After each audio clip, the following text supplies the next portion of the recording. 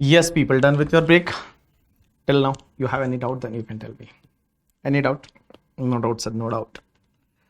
Now, guys, we are going to start with the interpretation part. Tomorrow will be the last lecture for you, okay? Tomorrow you have the lecture. Tomorrow lecture in the morning, I will take the lecture, and your lecture will be from the 7:30 in the morning till 11 o'clock. So 7:30 to 11 o'clock, we will complete the international taxation part, whatever remaining part. Mostly one topic, 1 hour lecture I will give you in the recording related to the model tax convention, and BAPS we will do in the class, and some international taxation part we will do in the class, remaining part. Okay. So one topic is pending, that is related to tax audit, that I will give you recorded lecture in the month of the December on the YouTube as well as in your drive. You will get it. So tomorrow officially will be the last lecture. Okay. In the morning I will take the lecture 7:30 to 11. And after that, we'll take the Zoom session in the last week. I think mostly on the 28 or 29, I will take one Zoom session with all of you. Yes. Okay. Yes, tomorrow is last lecture. Done. Now just check the interpretation of the tax treaty. Guys, there are some interpretation rules are given. Interpretation of the tax treaty. There are some interpretation rules given. Now, some interpretation rules given, that there are basic principle of interpretation of the treaty derived from the customary international law. Now, what are the customary international law? Customary international law means like what customs they follow from last 200 years, 100 years. So what custom they follow, that is called your customary international law. So guys, basic principle of the interpretation of the treaty derived by the customary international law. So guys, there are certain rules. One is the objective interpretation, one is the subjective interpretation, one is the purposive interpretation, one is the principle of effectiveness, one is the principle of the contemporanea expositio, one is the liberal construction, one is the treaty as whole, that is called integral approach, one is the reasonable and consistency. So what is the meaning of that, sir? How these rules are derived? So if there are some standard rules written somewhere, answer is no. Guys, this particular interpretation rules are derived from the customary international law. Customary international law means what exactly people are following from last 100 year, 200 year. That is called what customs is basically. And from customary international law, we have derived some interpretation rules. Interpretation rules means like if there is any dispute, then how to interpret it. If there is some ambiguity, then how to decide that. That is called your customary international law. Now guys, first rule here is a golden rule. Golden rule. Now guys, suppose there is a treaty. So here example is, this is the treaty. This is one treaty, and this treaty is between India and Australia. So there is one treaty between India and Australia. Sir, suppose in this treaty, if there is any ambiguity, there is a dispute, then how to interpret this treaty basically? How to interpret this treaty? So guys, there is a treaty, then there is a first rule is called your golden rule, or this rule is known as the objective interpretation. Objective interpretation. Now what this rule says? This rule says that ideally any term or any word should be interpreted keeping its objective, ordinarily and literal meaning in mind, and term has to be interpreted contextually. However, if grammatical interpretation would result in the absurdity or inconsistency, it should not be adopted. So this first rule is called your golden rule, or you can say that the objective interpretation. This rule says that, okay guys, suppose if any word, any term or word used in the agreement, and if you want to interpret that word, then that word will be interpreted keeping in mind of its objective meaning, its ordinary meaning or literal meaning. Means it should be like interpreted. Suppose there is a one word example is, one word is given in the agreement called mobile. Now how you will interpret the mobile? So mobile will be interpreted in keeping in your mind about the what is the meaning of the objective meaning or ordinary meaning or literal meaning. But suppose guys, when you take this meaning, objective or ordinary or literal meaning, and if it is giving the grammatical interpretation is result in the absurdity or inconsistency, then it should not be adopted. Suppose when you are grammatically, if you are interpreting any word, first you will take the simple, that is the objective or ordinary or what is the literal meaning of that word. But suppose that word is not inconsistent or that word is giving the absurdity, then obviously you will not interpret that word as per ordinarily meaning. So this is called your golden rule, or you can say that the objective interpretation. Objective interpretation, this rule says that any word written in the agreement that will be first interpreted keeping its objective or ordinary or literal meaning in your mind, and you will like interpret that. Now second is your subjective interpretation. Now this particular rule says that whenever you interpreting the treaty you should first keep in mind what was the intention of the parties at the time when treaty was signed. Means what was the intention of the parties, means you should take care about the intention. What was the intention of the two countries at the time when that treaty was signed? That is called your subjective interpretation. So rule of the subjective interpretation says that whenever any treaty is signed, that time what was the common objective, common intention of the parties at the time of treaty was signed, that is called your subjective interpretation. So subjective interpretation says that the terms of the treaty are to be interpreted according the common intention of the contracting parties at the time when treaty was concluded. Means when treaty was signed, that time what was the common intention. Here this is all about the subjective interpretation says that what was the common intention of the countries at the time when treaty was concluded or treaty was signed. What was the common intention, that you have to take care. Third is the purposive interpretation.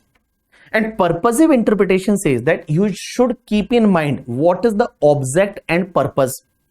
So here treaty is to be interpreted so as to facilitate the attainment of the aim and object of the treaty. Means always try to achieve the aim and object of the treaty. Means what was the object or aim, and just try to achieve that aim and object of the treaty. In that manner you should interpret that treaty. So guys, there we have discussed the three rules. Well, one was the, like you can say that first is the objective interpretation, or you can say that the golden rule. That rule say that whenever any term you are interpreting then just check that term ordinarily meaning, objective or literal meaning. And second is a subjective interpretation. Subjective interpretation says that what was the intention of two countries at the time when treaty was signed. Just keep in mind that also, and accordingly interpret that. Third says that whenever you interpret any treaty then your purpose should be resolved. Means always keep in mind what was the object and purpose of that treaty. Means your aim and objective should be achieved. Whatever your aim and objective of the treaty, that should be achieved. Suppose for an example, India-Mauritius treaty says that we will promote the mutual investment. So mutual investment, they mention about the mutual investment, means investment will be promoted between two countries. So that is your aim and objective of treaty. So that should be keep in mind while interpreting that treaty. That is called your purposive interpretation. Means what was the purpose? So purposive interpretation means object and purpose method. It means treaty is to be interpreted so far as to facilitate the attainment of the aim and objective of the treaty. Means when that treaty was signed, that time what was the what was the aim and objective of treaty? Suppose there is a treaty objective is to remove the double taxation. So that is called your aim and objective. Suppose in the treaty they have written that our main objective is to share the information. So that is the information sharing is the main object.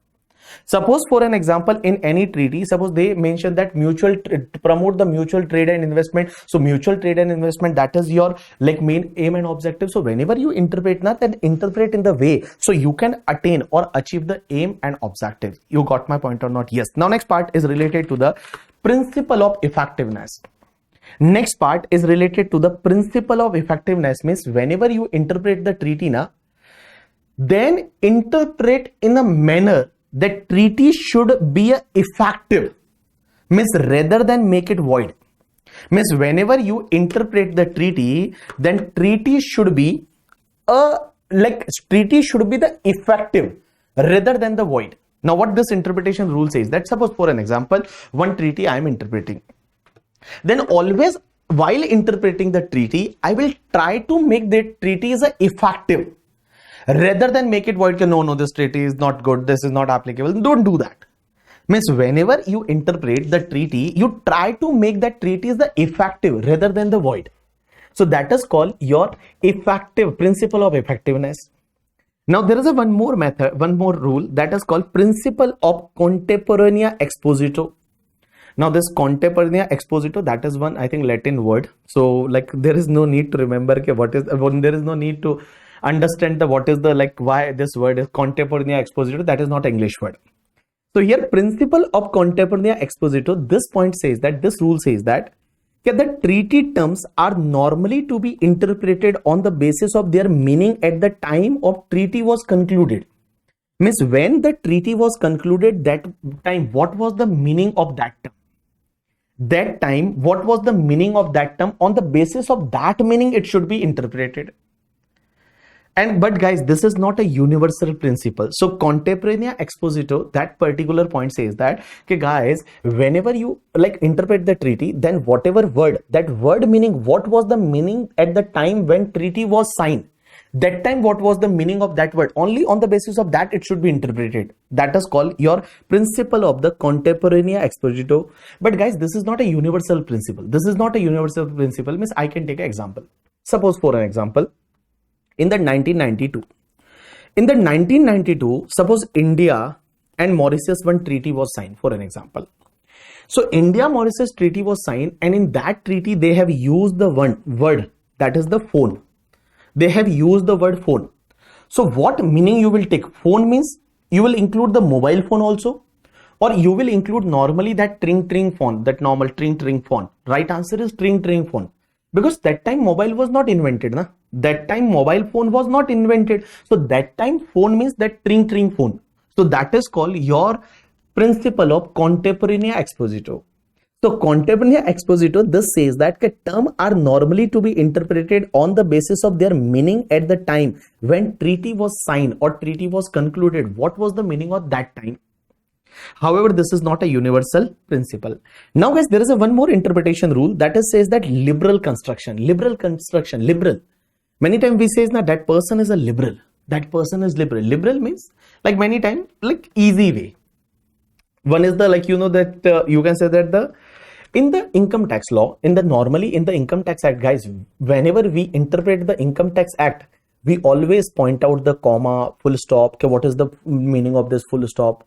What is the meaning of here he? What is the meaning of here she? They use the word they. So we interpret the strictly. But guys, in the international agreement, never interpreted that strictly. International agreement is always interpreted liberally. Liberally means, okay, like you can say that liberally means there is no, like suppose for an example, there is any comma or full stop, or there is, don't like analyze that also. So this is called a liberal interpretation.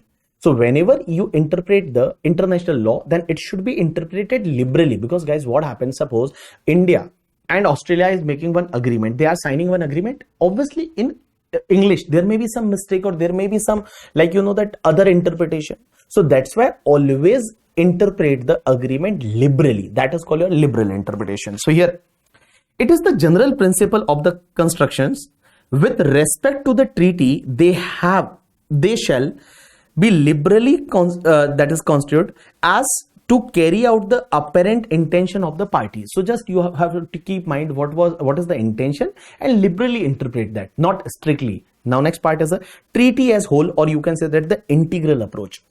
Now what is the meaning of integral approach? Integral approach means whenever you interpret any treaty, then you have to interpret that whole treaty. Means you have to first read whole treaty, and after that only come to any conclusion. This is called your treaty as whole or integral approach. Only after reading the one article you cannot conclude. Only after reading the two article you cannot conclude. Suppose in any treaty there are basically 26 article or 32 article or 31 article. So like first you have to read all the article and after that conclude. So that is called your integral approach, or you can say that treaty as a whole approach. Now what this particular approach says that a treaty should be construed as a whole, and effect should be given to each word which would be construed in the same manner wherever it occur. Any provision should not be interpreted in the isolation. Rather, the entire treaty should be read as whole to arrive at its object and purpose. So guys, first you have to read whole the treaty, and only after that you have to come to the any conclusion or interpretation. So this is called your treaty as whole or integrated approach. Now guys, whenever like you interpret any treaty, then there should be a reasonableness and consistency. Reasonableness and consistency means, suppose in a treaty one word is used, phone is used in the article 1, and suppose article 7 also phone is used, one article 20 is also phone word is used. So if any word is used now, then first is it should be interpreted reasonably, and everywhere that consistency meaning should be there. That is called your consistency. So what this this point says that treaty should be given an interpretation in which the reasonable meaning of the word and phrase is preferred, and which is a consistent meaning is given to the different portion of the instrument or agreement. In accordance with the principle of consistency, treaties should be interpreted in the light of the existing international law. So whatever the existing international law, that consistent meaning should be given. That is called your consistency or reasonableness. So what are the general principles? This are guys general principle of interpretation. Now this general principle says that first is a golden rule, that is called objective interpretation. This says that whenever there is any word, first take the ordinary meaning, literal meaning and objective meaning of that particular word. Second says that subjective interpretation says that what was the intention at the time, common intention of the parties when treaty was signed.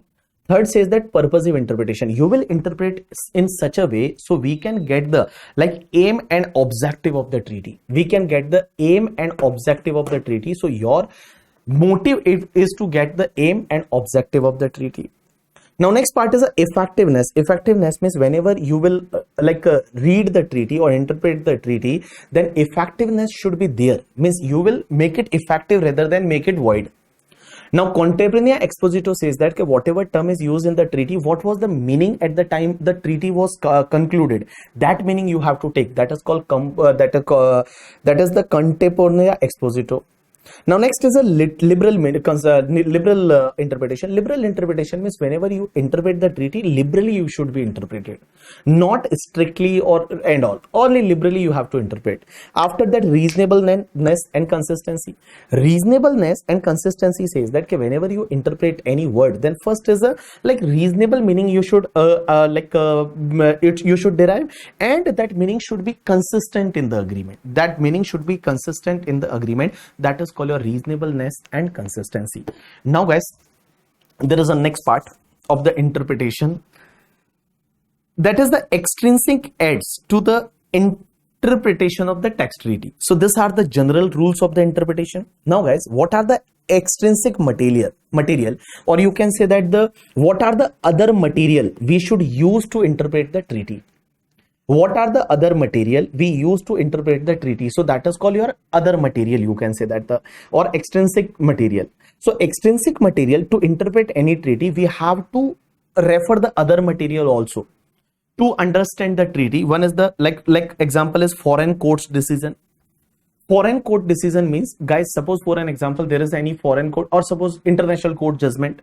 So international court judgment or foreign court judgment you can refer while interpreting any treaty. One is the commentaries on the OECD and UN model and their importance. Now guys, what is the OECD model and UN model? We will discuss in the Model Text Convention. There is one topic called Model Text Convention.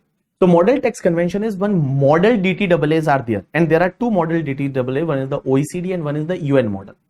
UN model means United Nations model, and one is the OECD. Now guys, in the OECD model and UN model, what are differences and all that we will discuss in the tomorrow lecture. I will give you mostly Model Text Convention. I will give you a recorded lecture of the 1 hour. In that we will cover. But guys, in the OECD and UN model, basically in the OECD and UN model, they have given the commentaries also, how to interpret the treaty. So that is commentary. So commentaries also you will refer to interpret the treaty. So any foreign court decision you will refer, as well as commentary of the OECD UN model you will refer, as well as the any mutual agreement procedure. Mutual agreement procedure you can refer. Now mutual agreement procedure called MAP. MAP means, guys, whenever there is any dispute between two countries on the taxation issue, then competent authority of one country will sit together with the competent authority of another country, and they will make one agreement. That is called MAP, mutual agreement procedure. As well as you will read the preamble. Now preamble is, guys, every agreement is having one preamble.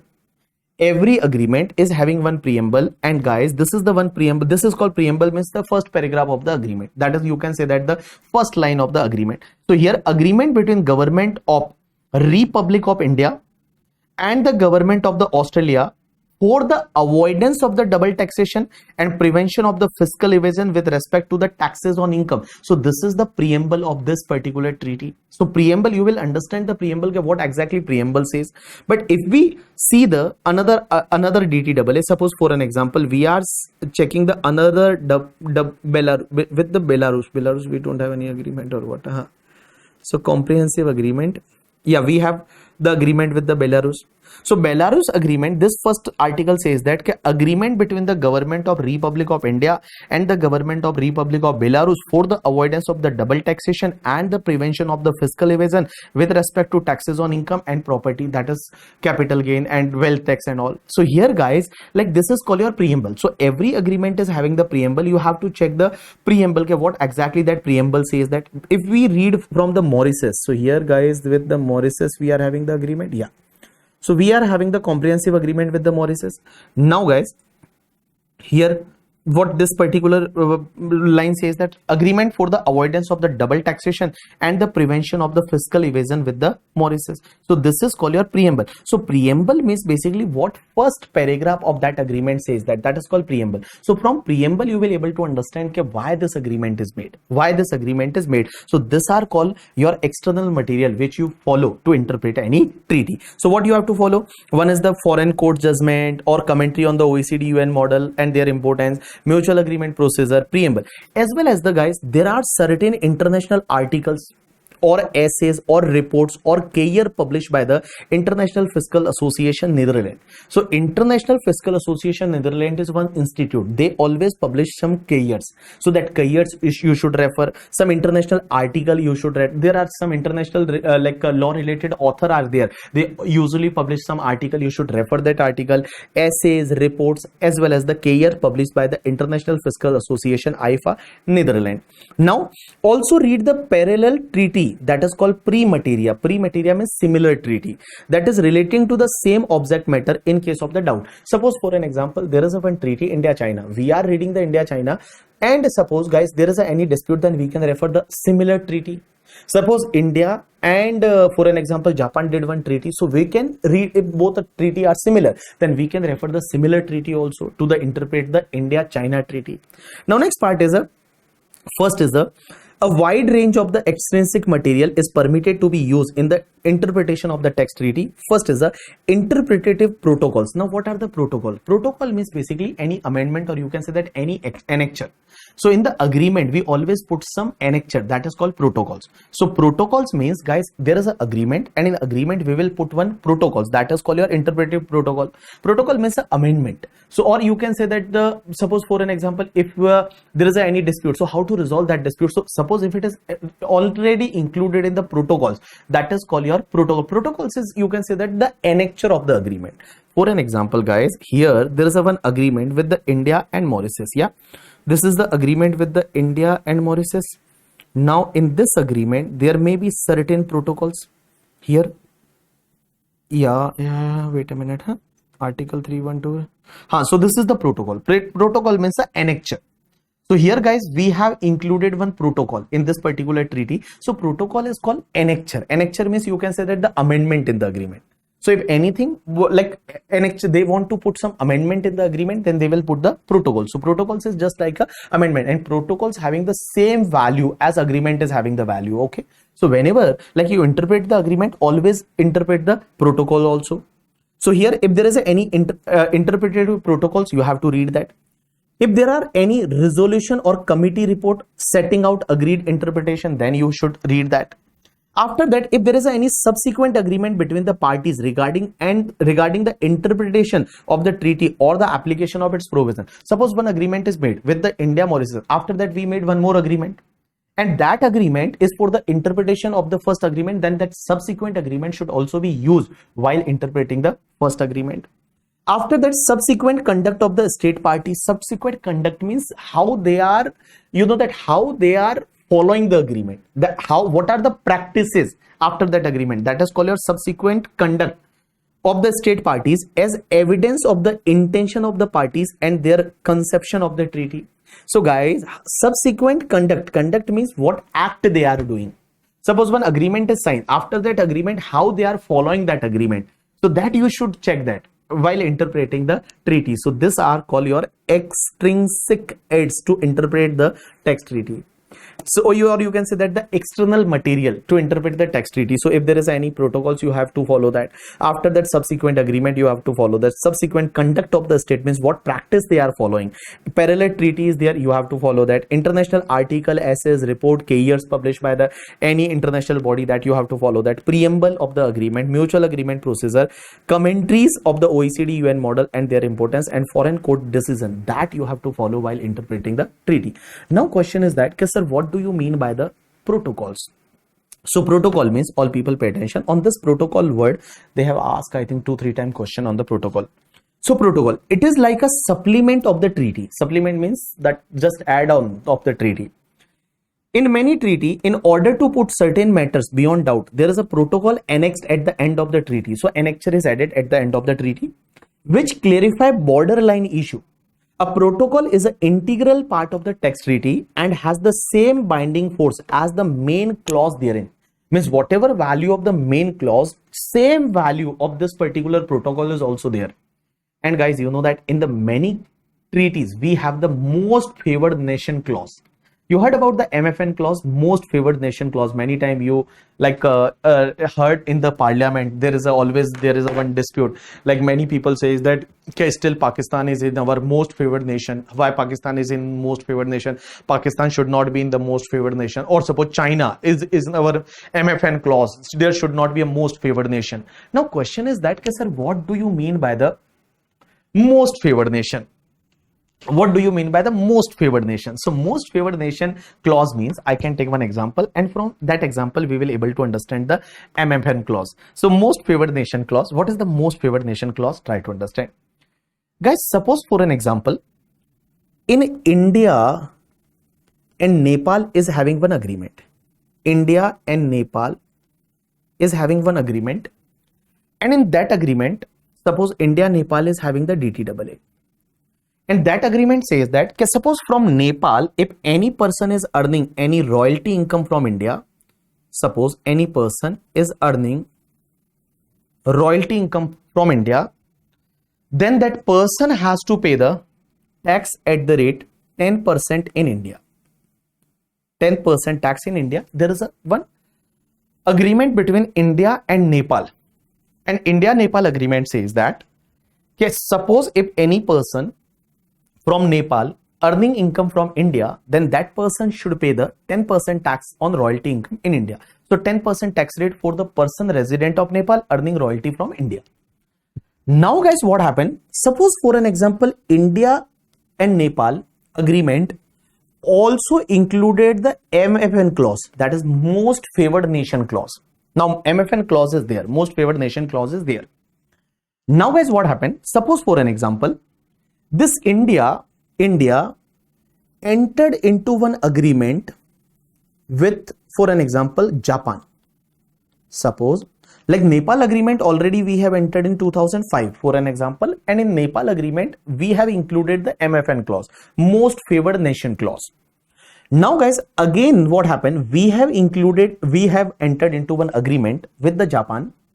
India entered into the agreement with Japan, and guys, in the Japan DTAA, what we have mentioned, you know that in the Japan DTAA, we have mentioned that if any person is a resident of Japan, he is earning royalty income from India, then in India that person has to pay only 7% tax. That person has to pay only 7% tax. Only 7% tax.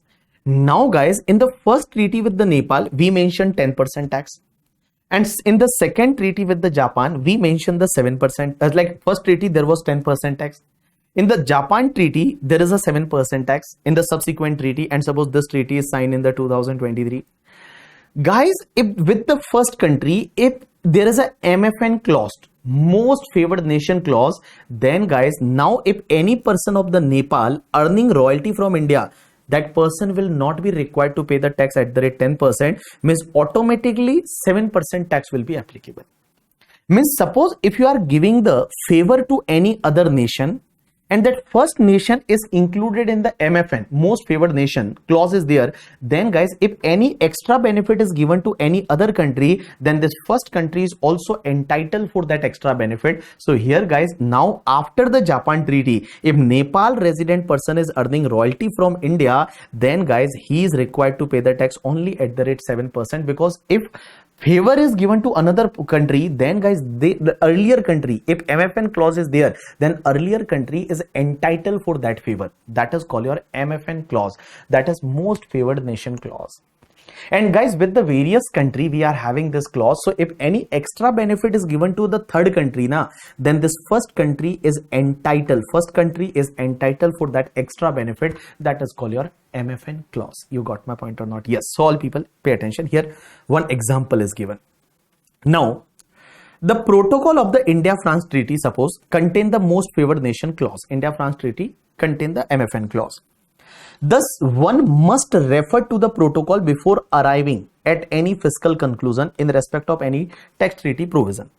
Under MFN clause, a country agree to extend the benefit to the resident of other country which it had first country promised to the resident of the third country.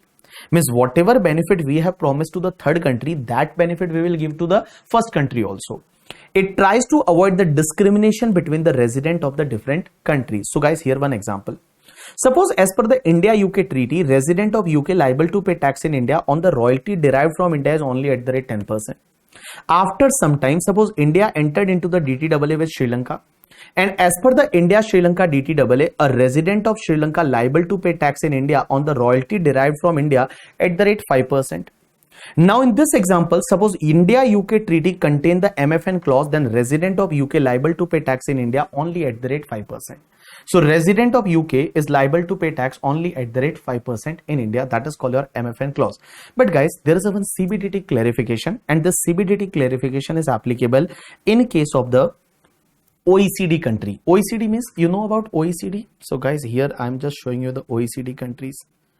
OECD countries. OECD countries. So these are the OECD's country.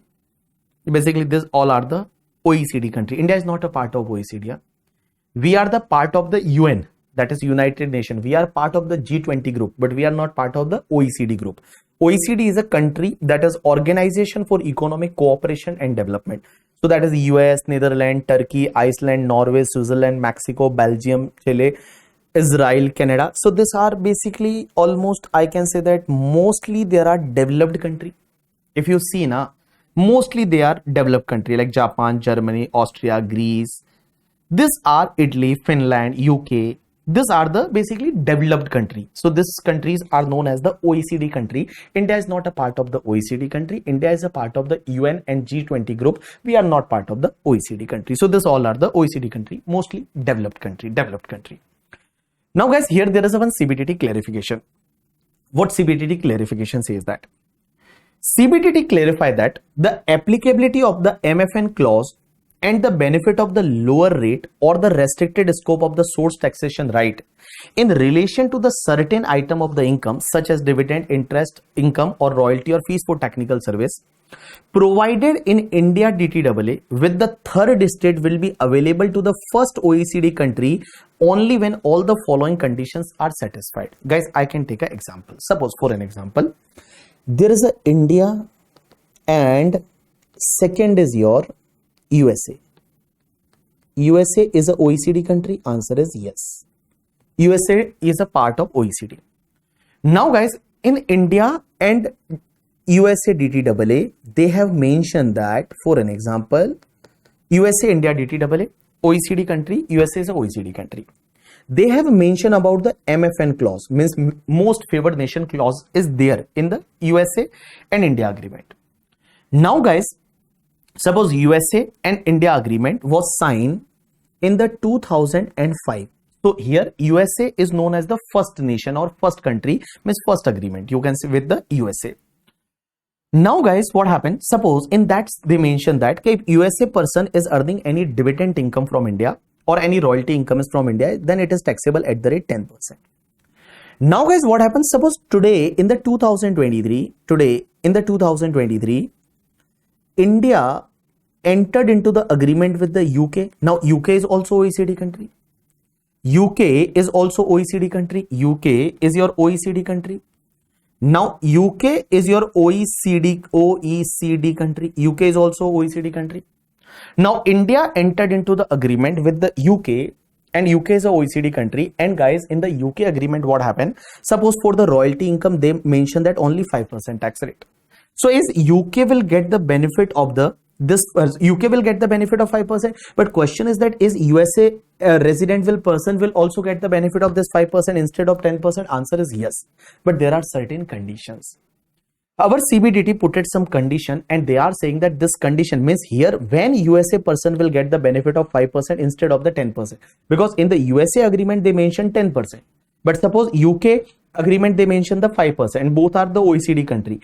And guys, there is a MFN clause, then USA resident person will get the benefit of 5% only if they satisfied the 4 conditions. Now what are the 4 conditions? First condition, the second treaty with the third state means that UK treaty is a second treaty. UK treaty is entered into after the signing or entry into force, depending upon the language of the MFN clause, of the treaty between India and the first state. So guys, here this UK treaty is signed only after the India USA treaty. So India USA treaty is signed in 2005 and India UK treaty is signed in 2023. So it is signed after that time. Answer is yes. So first condition is that second treaty is signed only after this first treaty is come into the force, or you can say that when this first agreement is applicable, only after that the second agreement is signed. Now next second condition. The second treaty is entered into between India and a state which is a member of OECD at the time of signing of treaty with it. Means when India is signing the agreement with the UK, that time UK is a OECD member. Like when the second treaty is signed, that time UK is a OECD member. That time UK should be the OECD member. Now third condition. Third condition says that India limits its taxing right in the second treaty in relation to the rate or scope of the taxation in respect of relevant item of the income. So here India is restricting their right in the second agreement. Answer is yes, because as per the first agreement, India used to charge the tax at the rate 10%. In the second case, India is charging the tax only at the rate 5%. So in the second agreement, is India is restricting their right in terms of the scope or in terms of the rate? Answer is yes. We are restricting our right, that is 5%. So that is the third condition. And guys, a separate notification has been issued by India importing the benefit of the second treaty into the treaty with the first state are required by section 90A of the IT Act. And guys, this MFN clause is there. Still, our CBDT will issue a notification, and after that notification only this USA person will get to take the benefit of the 5%. Otherwise, this 5% benefit is not available. So what happened? There is a CBDT clarification. This CBDT clarification is applicable in case of the OECD country. Now guys, there is a first agreement with the OECD country and there is a MFN clause is there. Now second agreement with the OECD country, and in second agreement there is more benefit. Then first country, OECD country will get this benefit only 4 conditions are satisfied. First condition, that second treaty is signed after first treaty. Second condition is second condition says that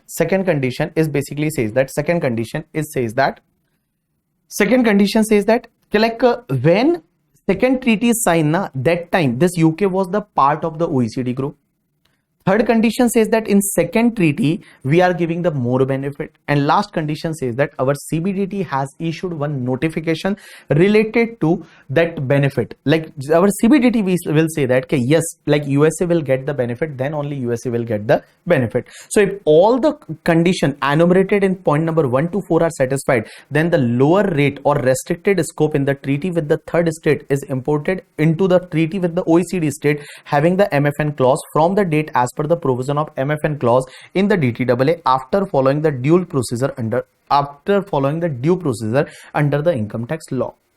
Now guys, while interpreting the treaty, there are 2 types of the approach. One is the ambulatory approach and one is the static approach.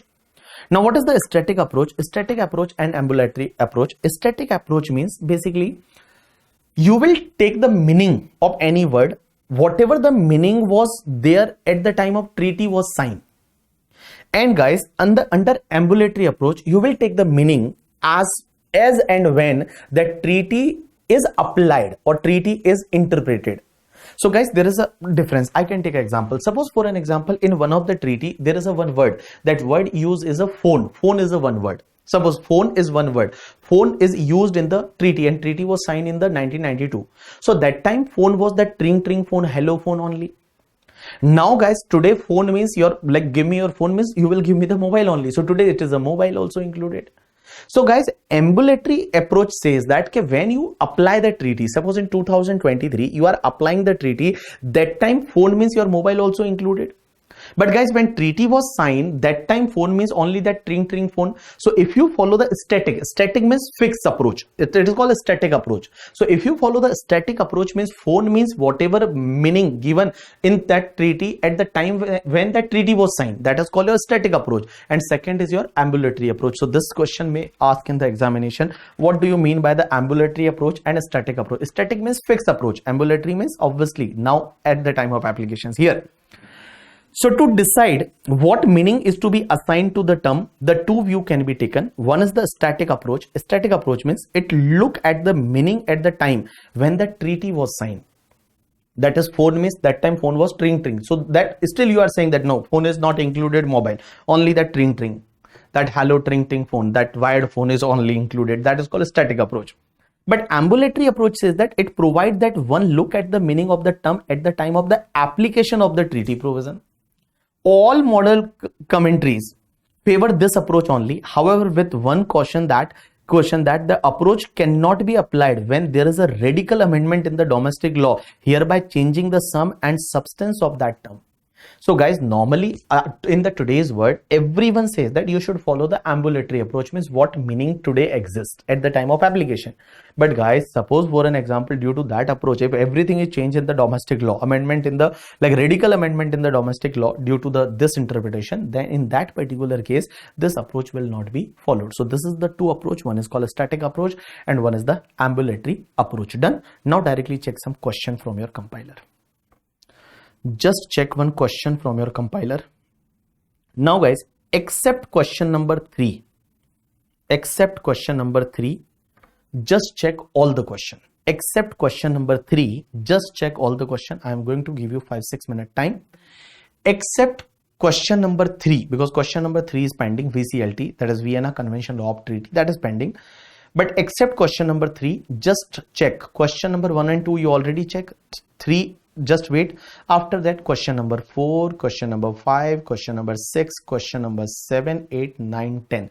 Just check it. I am going to give you some time.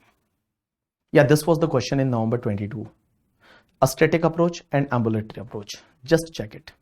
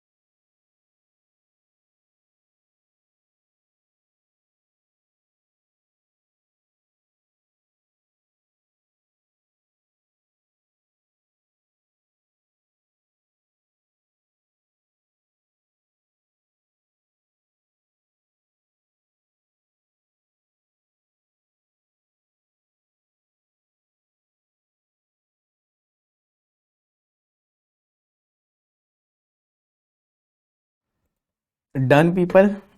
Yes, good morning to all of you. Sir, what a topic, sir. What a topic, sir.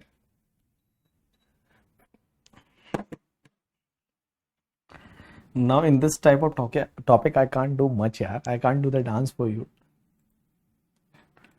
I can just play a music for you. That I can do maximum. Hmm. Hello. Yes, people. Done. She's really good.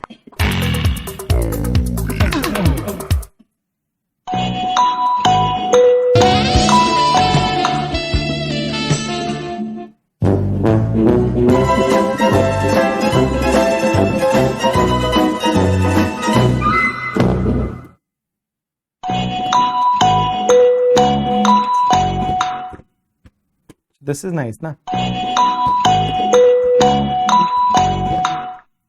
Okay. Yes, people, done? Done. Done, sir, done. So all question done. Now, guys, what happened? You know that?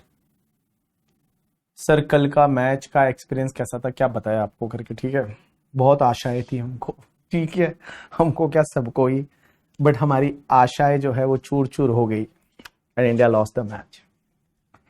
ठीक है, कोई बात नहीं, क्या फर्क पड़ता है। और वापस अब cricket is not our national game guys, our national game is hockey, so I support only hockey. Okay, I support only hockey as well as like you know that I feel kabaddi is best.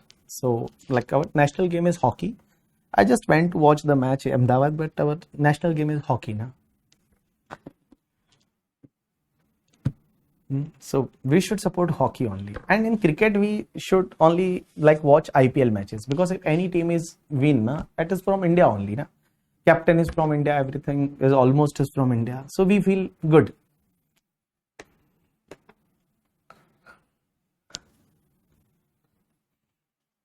Yeah, Shiva. Now, guys, we are going to start with the one more part, that is the principle under the Vienna Convention of Law of Treaties. Now, what is the Vienna Convention of Law of Treaties? That is called VCLT. VCLT means Vienna Convention of Law of Treaty. Guys, here I am showing you the VCLT, Vienna. Okay, before Vienna Convention Law of Treaty, guys, there is a one question in the ICI material. I have not included in your compiler by mistakenly that question. How, like, I don't know how it skipped from like my knowledge, and I skipped one question. So just I am showing you that question, and here I am just like here one question in the your material related to tax treaty. Now that question by mistakenly that question is skipped. So here I am posting that question in my class notes only. So in the study material, guys, final material, direct tax and international law. In the tax treaty topic, application and interpretation of tax treaty. So in this particular topic, ICI has given total 4 questions. This ICI has given 5 questions, I think. So here 5 questions are given by ICI. One question I just skip. First, I have included total 10 question. What do you mean by double taxation? Discuss the connecting factor. That was question number 1. In addition to allocating of right, that is what is the need of tax treaty. That was question number 2 in our material. General rule of interpretation under VCLT, Vienna Convention law of treaty, that is pending, but question number 3 from our material. And what are the extrinsic aids to interpret the tax treaty? That was question number 4 in our material. That one metric INC incorporated. This question I skipped, so here I am posting, but concept we have already covered. So here in your class notes, I'm just including this question. Okay, so you will get the in your class note. So just okay, I am here adding this question from your material. Yeah, this is the question, matrix INC. This question is simple question. We already discussed this concept. So here, guys, I will explain you, don't worry.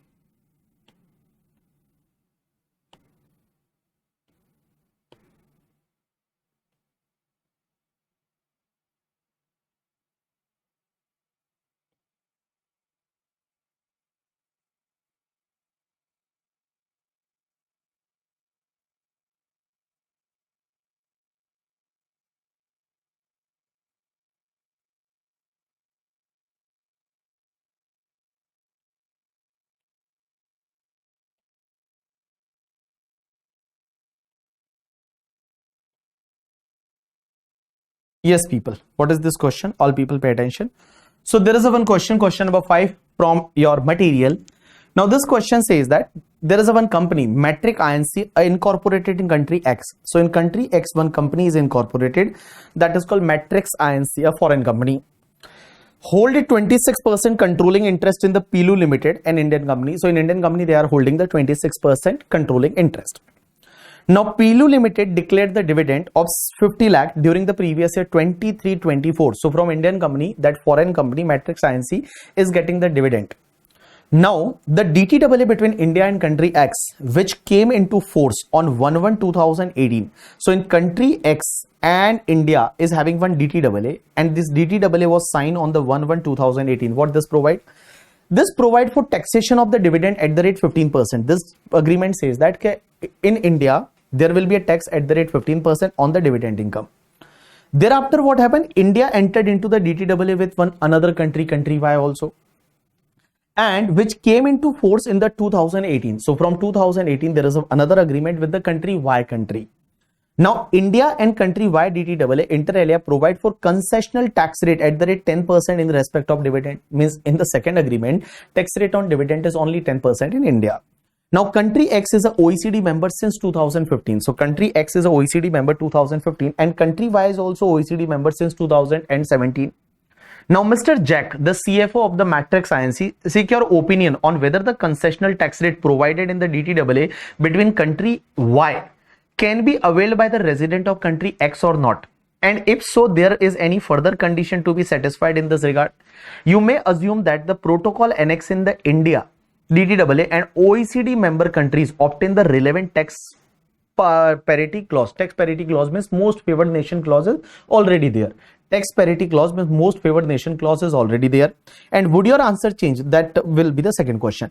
Now guys, first question is कि suppose in the India and X country agreement, it is mentioned that in India on dividend tax rate is 15%. But with the Y country, we have entered into the agreement, we have mentioned that tax rate is 10%. So under the X country agreement, there is a MFN clause. So X country can also take the benefit of the 15%. But guys, there are 4 conditions. And first condition is that the second treaty, that second DTAA is entered into after signing of the first DTAA. Answer is yes, because first DTAA sign second DTAA is entered on or after 1/1/2018. Second question is that second DTAA, when second DTAA is entered, that time is that second country is a OECD country. Answer is yes, second country is a OECD country because second country Y country is OECD country since 2000 from 2017. So in 2018 they are the OECD country. Third condition is in the second agreement there is a more benefit is given. Answer is yes, because in the second agreement there is a 10% tax rate. In the first agreement there is a 15% tax rate. And last condition is our government has issued the notification regarding that. Answer is yes. Here government suppose issued the notification under section 91. In this particular case, that Matrix Limited is required to pay the tax only at the rate 10% in India. This is due to the most favored nation clause. Now, would your answer change if country Y had become the OECD member only in the year 2020? Guys, with country Y, we have signed the agreement. With country Y, we have signed the agreement on 2018, and that time country Y was not a OECD member. So when country Y was not a OECD member at the time of signing of agreement, then obviously that most favored nation clause will not be applicable to the country X. So in simple word, here second answer is given. In case country Y become the OECD member only in in the year 2020, then the concessional rate of 10% cannot be applied for taxing dividend received by the Matrix Inc. from the PILU Limited, since the country Y was not a OECD member on 15 May 2018 at the time when agreement was signed between India and country Y.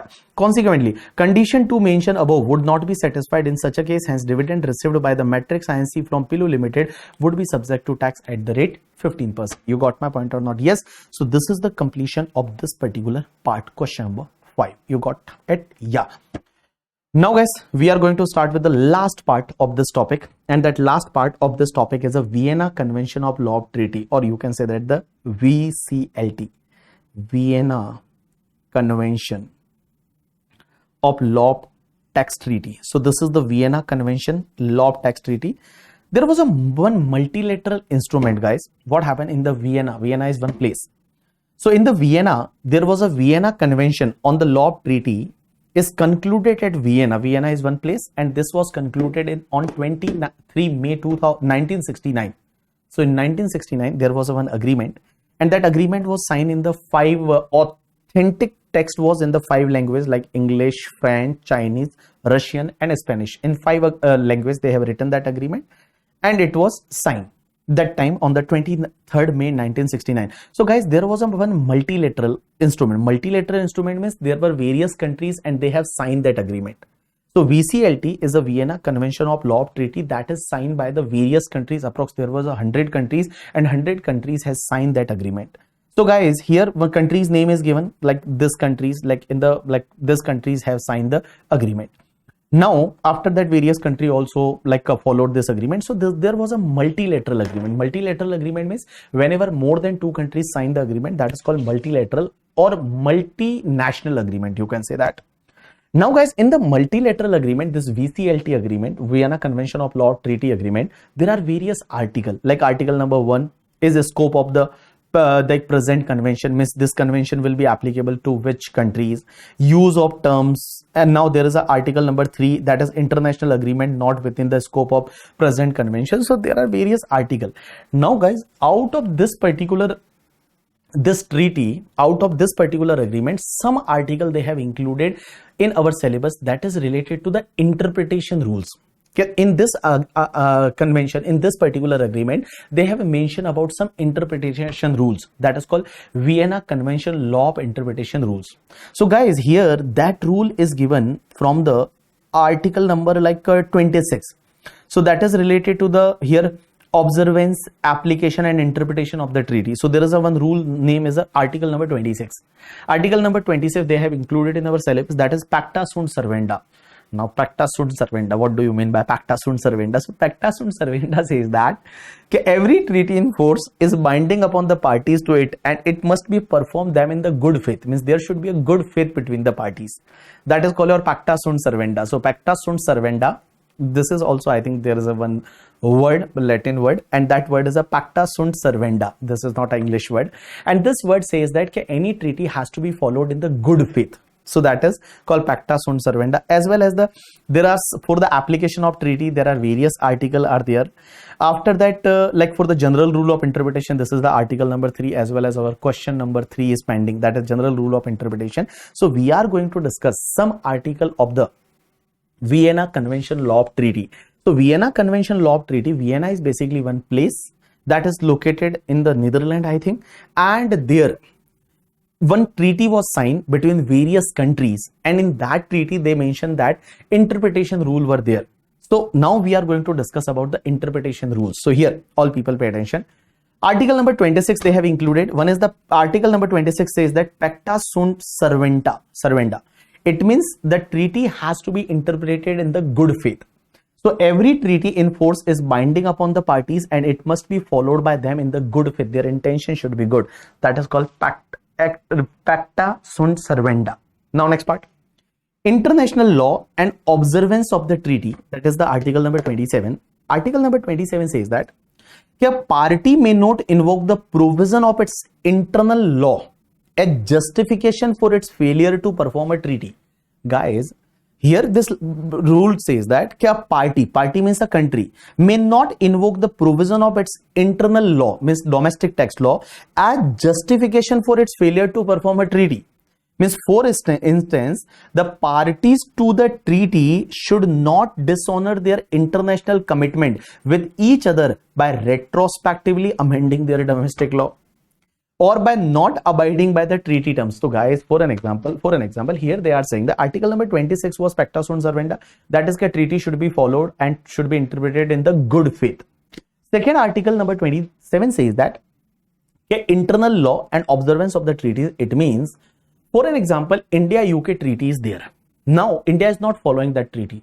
And India is given the reason that our domestic law has changed, our domestic law we will follow, and they amend the domestic law retrospectively and all. They should not do that. So this is the article number 27. Like in the Vodafone case law, you know that in Vodafone case law, we have not charged the tax earlier. But after that, what happened? Like Pranab Mukherjee was there. Pranab Mukherjee just amended the law. Pranab Mukherjee amended the law. Pranab Mukherjee amended the law. Pranab Mukherjee amended the law retrospectively.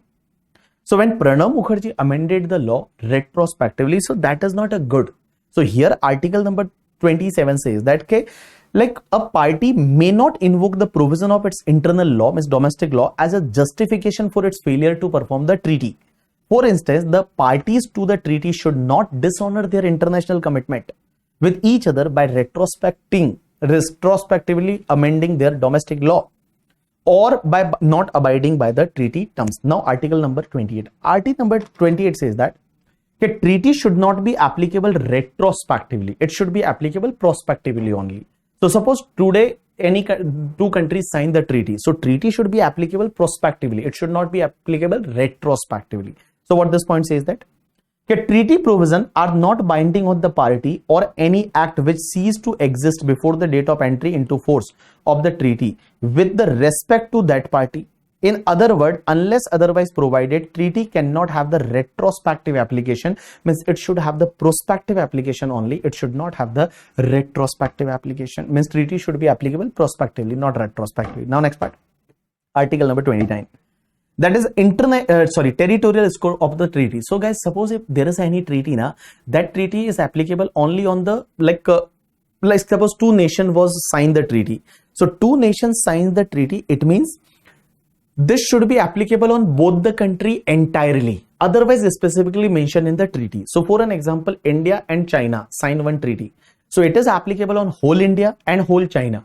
But suppose in treaty they specifically mention that exclude Jammu and Kashmir, then exclude will be the Jammu and Kashmir. Otherwise there will not be exclusion of the Jammu and Kashmir. So that is called article number 29, territorial scope of the treaty. Now a treaty is binding upon each party in respect of its entire territory unless a different intention appear from the treaty. Now article number 31. Now what article number 31 says that general rule of interpretation. Now this article, general rule of interpretation, what this article says that a treaty shall be interpreted in good faith. And this is question number 3 of your compiler. Question number 3 of your compiler, that is Vienna Convention of Law of Treaty, article number 31. And this is one point just you have to remember, pay attention. A treaty, suppose you are interpreting the treaty, you are understanding the treaty. So a treaty shall be interpreted in the good faith according with the ordinarily meaning to be given to the terms thereof in the context and in the light of its object and purpose. So this particular article says that, okay guys, whenever you interpret any treaty, first it has to be interpreted in the good faith in accordance with the ordinarily meaning. Just give the ordinarily meaning of any word used in the treaty. Just give the ordinarily meaning. Means you should take the ordinary meaning only, and to be given to the terms thereof in the context and in the light of its object and purpose. So keep in mind its object and purpose, and on the basis of that just give the ordinarily meaning of any word. So any word is used in the treaty, any word is used in the treaty, any word is used in the treaty. So when you interpret that treaty, then guys, for that context, in the light of its object and purpose should be keep in mind, and you should give the ordinarily meaning. So this is like a golden interpretation rule was same only. So here they are saying that general rule of interpretation, first point, the treaty shall be interpreted in the good faith in accordance with the ordinarily meaning to be given to the terms thereof in context and in light of its object and purpose. And the context for the purpose of interpretation of treaty shall comprise of its text, preamble and annexure. So guys, just you have to keep in mind the what is the text, what is the preamble, what is the annexure, and guys on that just give the ordinary meaning. Now include any agreement relating to the treaty which was made between all the parties in connection with the conclusion of the treaty, or any instrument which was made by one or more parties in the connection with the conclusion of the treaty and accepted by other party as an instrument related to. So here guys, they are saying that okay, whenever you interpret any agreement, suppose guys if any other agreement is also entered by these two countries, so second point says that okay, in the context any agreement relating to the treaty which was made between all the parties in connection with the conclusion of the treaty, means one agreement is made, but after that suppose one more agreement is made by the both the parties, then that agreement should also be take care. Any instrument is, suppose instrument means any type of document, it is like agreement only. So any instrument which was made by one or more parties in connection with the conclusion of the treaty and accepted by other party as a instrument related to. And guys, the following shall be taken into account together with the context in that. So guys, following should also be considered. Now what following should also be considered? Next is any subsequent agreement between the parties regarding the interpretation of treaty and application of provision. Guys, suppose for an example, any subsequent agreement is made only to interpretation issue, that should also be take care. Now any subsequent practice means how they are conducting, how they are following the treaty. In the practical life, how people are following the treaty, that is called your subsequent practice. In the application of treaties which establish the agreement of the parties regarding its interpretation. And guys, any relevant rules of the international law applicable to the relation to the between the parties, a special meaning shall be given to the terms if it is established that the parties so intended. So what they are saying that guys, always remember, general rule of interpretation says that okay, any treaty should be interpreted in the good faith. You will take the ordinarily meaning while keep in mind the object and the purpose. And guys, in the treaty, always like include the text as well as the preamble as well as the annexure. Any agreement is made or any instrument is made, that should also be considered. But guys, after that, always check that if any subsequent agreement is made or not for the interpretation of the treaty, that will also be taken into account. Suppose what is the subsequent practice, means after agreement how countries are following that agreement, what is the subsequent practice, that should also be considered. And suppose if there is any relevant rules of the international law applicable in the relation between the parties, or a special meaning shall be given in of any terms established that the parties so intended, that should also be considered while interpreting the treaty. So this is called your general rule of interpretation. So just you have to remember the first 2-3 lines. One is the it should be interpreted in the good faith. Ordinarily meaning you have to take while keep in mind the object and purpose of the treaty. Along with that, you have to context for the purpose of interpretation. You will take the text, preamble, annexure. And guys, along with that also, if there is any agreement made that time, that should be considered. Any instrument made that time, that should be considered. After that, for the interpretation, guys, if any subsequent interpretation for the purpose of interpretation, any agreement is made, that should be considered. Subsequent practice means how people are following that agreement, that should be considered. And relevant rules of international law applicable in the relation between the parties, that should be considered. You got my point or not? Yes. Now next part is article number 32.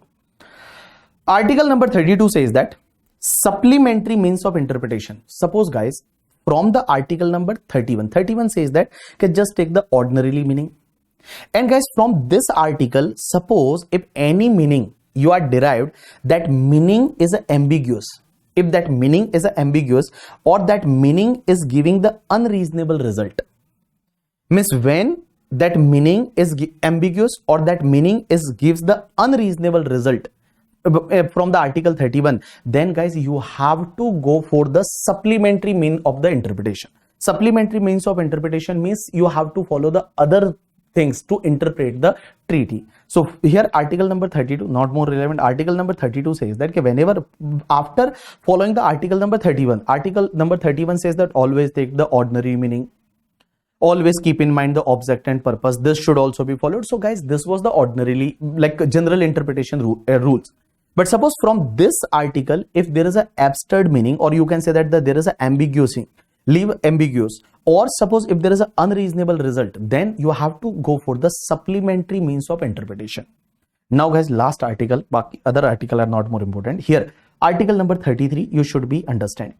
Interpretation of treaty authenticated in 2 or more languages. Guys, there may be possibility when treaty are signed in 2 or more languages. 2 or more languages means, I can take an example.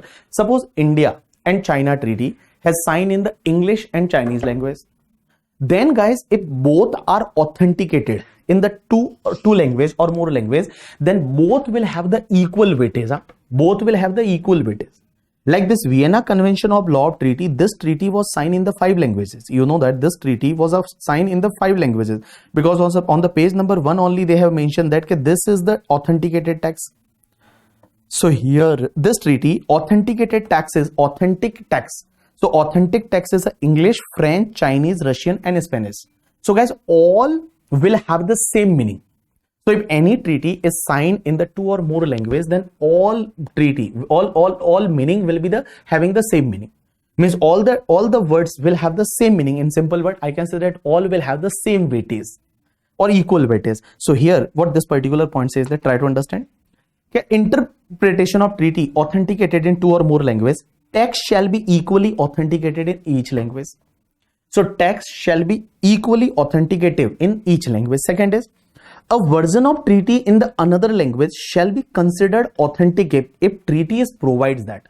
Suppose guys, treaty was signed in English and Chinese, and in that treaty mentioned that India can convert that treaty into the Hindi also, or Gujarati also, or Tamil also, or some other language also, and that will have the authentic meaning. Then only that will have the authentic meaning. Otherwise, that will not have the authentic meaning. That is called your version of treaty. So suppose treaty was signed in the India and Chinese language, then English and Chinese language will be treated as an authentic language. Authentic treaty. Suppose if it is converted into Hindi, or it is converted into the Tamil, or it is converted into any other language like Gujarati, then it will not be like treated as authentic. But suppose if it is provided in the treaty itself, then it will be treated as authentic. Okay, so read this line. A version of treaty. Version of treaty means just like you can say that the another version. Next part, the term of treaty shall be presumed to have the same meaning in the each text. Means suppose for an example, treaty is signed in the English and Chinese language, then the terms of treaty shall be presumed to have the same meaning in the each text. Now, except where particular text prevail in accordance with the paragraph 1, when a comparison of authentic text disclose a difference in meaning which the application of article 31 or 32 does not remove, the meaning which best reconcile the text having regard to the object and purpose of the treaty shall be the adopted. Means for an example, suppose guys, when you are checking the two languages, means English and Chinese, normally will have both equal weightage. But guys, suppose for an example, after interpretation rules also, you are not able to conclude and both languages are giving the different meaning. Like English is given different meaning and Chinese language is giving different meaning, then which meaning you will take? You will take the meaning which is more close to the object and purpose of the treaty. Means which meaning is a more close to the object and purpose of the treaty, means from which meaning you can get to your object or purpose of the treaty, that meaning will be prevail. You got my point or not? You understood my point or not? Yes. So this is guys your article number 33. So here only 2 articles you have to understand. One is the general rule of interpretation, because this question is given in the ICI material, so they may ask this question. Or guys, interpretation here, if it is in the 2 or more language, MCQ may be asked. So all authentic language will have the equal meaning. But suppose guys, from like if there is a different meaning in both the languages, then guys, the meaning which is more close to the object and the purpose of treaty, that meaning you will like you can say that the prevail, or that meaning you will consider. Done. So next is article number 34. Article number 34 is not more relevant, but this article says that general rule regarding the third state. If there is any treaty between India and UK, then that is applicable to India and UK only. It is not applicable to India and Pakistan. So here a treaty creates a neither obligation nor a right for the third state without its consent. So without the consent of the Pakistan, India UK treaty is not applicable to Pakistan. Now article number 42, if you will not read, then also it's okay. Validity and continuation of force and treaty. Means treaty will be valid till what time? Guys, it will be provided in treaty itself. Suppose treaty is a perpetual treaty, means it will be for the lifetime, then it will be applicable for lifetime. Otherwise, suppose they have set any boundary in the treaty, then treaty will be come under that boundary. That is called your validity and continuation of force of treaty. So it will be impeached only through the application of convention or application of treaty. So it will be given in the treaty. Okay. Now next part is article number 60 and article number 61 and article number 62. This all three articles are related to the termination and suspension of the operation. Now guys, what article number 60 says that, suppose for an example, there is a one treaty between two countries, India and Pakistan. There is a one treaty, and guys, suppose one party did any material breach. Material breach means suppose other party is doing the repudiation, means rejection of the treaty not sanctioned by the convention, means they are rejecting, they are not following their liability. So there is a rejection or violation of the essential provision, that will be known as the material breach. So suppose in the India-Pakistan treaty, if one country is doing the material breach, then second party can also, like, you know, that they will like they will take outside from that treaty, they will also not follow that treaty. So guys, here this point says that a material breach of the bilateral treaty, means India Pakistan, by one party entitled to other to invoke the breach as a ground for termination the treaty or suspending its operation wholly or partly. So guys, suppose one party did the material breach, means one party is not abiding the or not following the treaty, or one party just rejecting the treaty, or one party is violating the essential condition, then other party has the power, they have the right, they can also invoke the breach as a ground for terminating the treaty. They may terminate the treaty or suspending its operation. So the second country also may suspend their operation. Now suppose if there is a material breach of the multilateral party means, guys, suppose for an example, there is a treaty between 10 countries and there is a material breach is did by the one party, then what other party will do? So either other party can come together and unanimously agree to suspend the operation of the treaty wholly or partly or terminate it. They may can terminate that treaty. So suppose for an example, there are 10 countries, USA is also part of that, and suppose USA did the material breach. So USA did the material breach, then other country have the power that they can come together and they can cancel that treaty, they can terminate that treaty.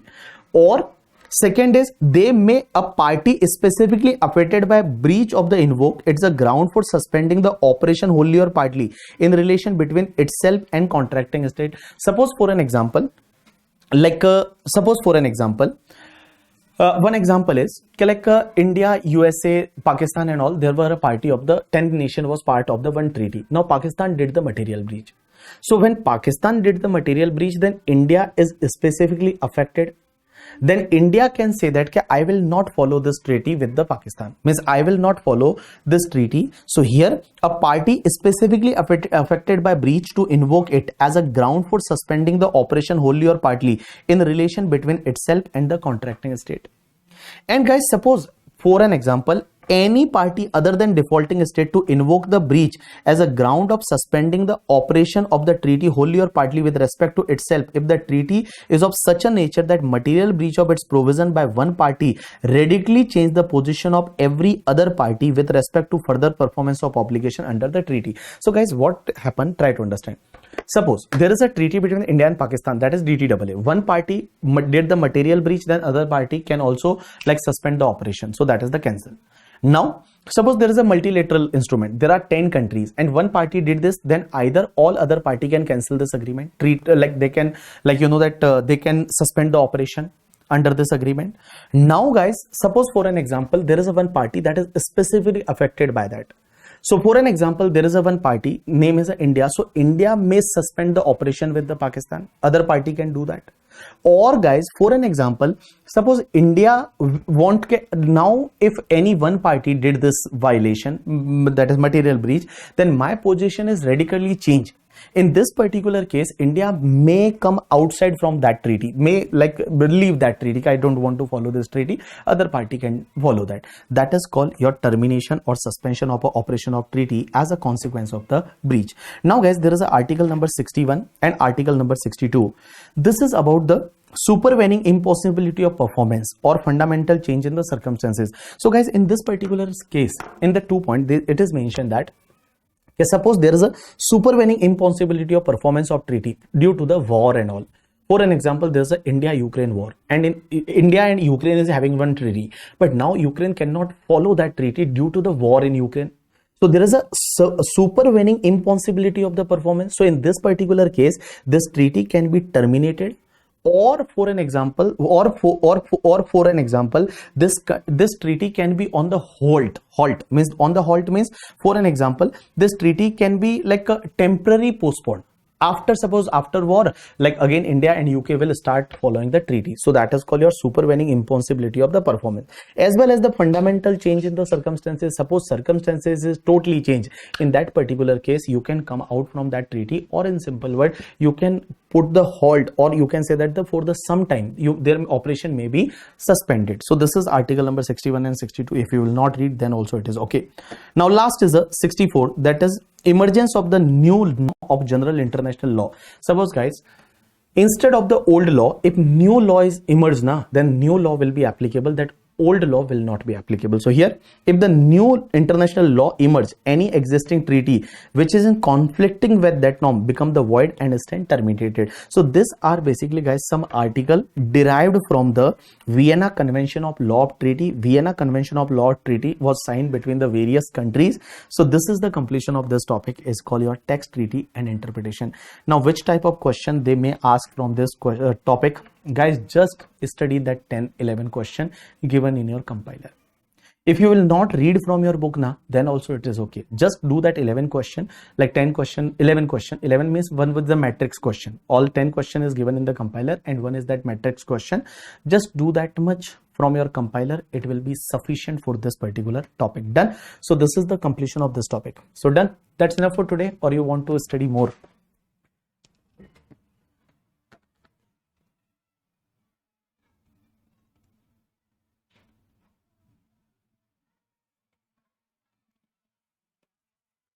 So Nagappan can here at this point is a repudiation of the treaty not sanctioned by the convention. So basically, if rejection of anything which is not sanctioned by the law, like for an example, I can take one example. Suppose for an example, in the treaty it is mentioned that one country will share the information with the other country, and one country when asked the information, other denied. Other says that no, we will not share the information. So basically there is a rejection of the treaty provision. Na? In the treaty, they mention that we will share the information, but they are not sharing the information. So here there is a violation. बस हो गया sir, बहुत हो गया sir, theory topic था. चलिए आज के लिए इतना बहुत है, कल कंटिन्यू करेंगे. कल मॉर्निंग 7:30 बजे का लेक्चर है, 7:30 in the morning. If able to attend, then it's okay. Otherwise, recorded will be available in the open mode also. So don't worry about that. Okay. So thanks a lot, people. That's enough for today. Tomorrow will be the last lecture. Bye. Take care. See you.